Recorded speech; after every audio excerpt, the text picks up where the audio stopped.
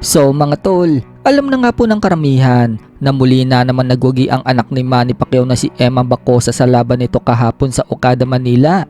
Kontra din sa bagitong Pinoy na si Jay Langahin kung saan nanalo po si Bacosa via stoppage sa round 3 nang pupugin ito sa corner at hindi na pinakawalan pa, dahilan para pumagitna na ang referee at itigil ang laban. Napanatili pa rin po ni Bacosa ang pagiging undefeated. May bago na siyang record na 3 wins, no losses and 1 draw. Kasabay nga din po kahapon ang laban ni Bacosa sa laban ng anak ni Ricky Hatton na si Campbell Hatton. Subalit kabaliktaran naman po ang naganap sa laban ni Campbell Hatton. Sa kauna-unahan po kasing pagkakataon mga tol, natalo si Campbell Hatton dito sa kababayan niyang si James Flint sa pamamagitan ng unanimous decision. May bagong record na ngayon si Campbell Hatton na 14 wins and 1 loss with 5 knockouts. At dahil kapwa naglaban na po ang ama ni Campbell at Emma Bacosa na sina Manny Pacquiao at Ricky Hatton, kung saan round 2 lang pinatulog ni Manny Pacquiao itong si Ricky Hatton. Marami tuloy ang mga Pinoy boxing fans mga tol na gustong makita maglaban itong si Emma Bacosa at Campbell Hatton.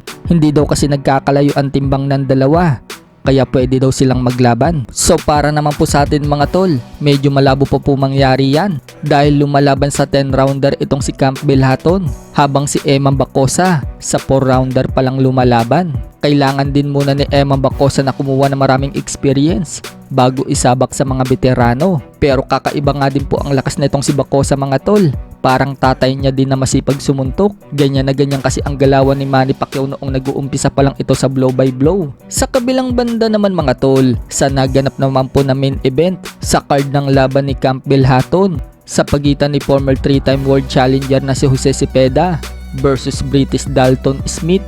Malala po ang sinapit ni Cepeda sa laban na yan. Knockout po kasi siya sa round 5 nang tamaan siya ng isang body shot. Dahil dyan, nakuha ng British fighter ang bakanting WBC Silver Super Lightweight. Yan na po ang panglimang talo ni Cepeda sa pro fights niya. Kung matatandaan, nakalaban na ni Cepeda itong si Regis Prograis at bigo si Cepeda na makuha ang WBC Super Lightweight belt na nakataya noon. Knockout din ang sinapit niya sa round 11. Magdadalawang taon na ang nagdaan. Tinalo naman ni Devin Haney itong si Regis Prograis, kaya si Haney ngayon ang may hawak ng titulo. At dedepensahan naman ni Haney ang titulo na yan ngayong April 20 dito kay Ryan Garcia. Sa ibang banda naman mga tol, naganap na nga po ang first Pacquiao Elorde Awards sa Okada, Manila kagabi. Present nga po dyan ang mga boksingerong sina Rone Baldonado, Arnel Baconaje, Pedro Taduran, Esnet Domingo, KJ Cataraha at marami pang iba. At hindi po nawala dyan ang Boxer of the Year na sina Melvin J. Rosalim at Marlon Tapales. Speaking of Tapales, nag-post po siya at ibinalandra ang picture niya kasama ang WBC President na si Mauricio Sulaiman. Kasama din ang presidente ng MP Promotion na si Sean Gibbons habang may hawak-hawak si Tapales ng logo ng WBC. Kaya napasabi po ang ilang mga fans na mukhang may niluluto na naman daw ang WBC para kay Tapales. So kung pupunta nga po tayo sa ranking ng WBC mga tol, nasa pang number 3 spot po si Tapales. Kaya hindi po malayong world title ulit ang laban niya kapag naipanalo niya ang activity fight niya ngayong Mayo.